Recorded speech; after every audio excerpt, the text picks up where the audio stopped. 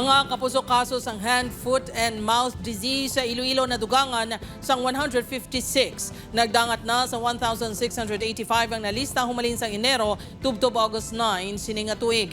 Mas mataas ini sang 382% sa parehong ation sang tinalikdan nga tuig nga yara lang sa 349 cases. Masami nga katapikan sa virus sa mga kabataan. Apisar mild symptoms lang ang naeksperyensyahan pareho sang hilanat, rashes sa bakba, siko, palad, likod, kag napadapa, gilayon magpakonsulta. Kinahanglan nga siguraduhon nga mintinahon ang matinlo nga palibot, kag lawas agud makalikaw nga matapikan sang balatian.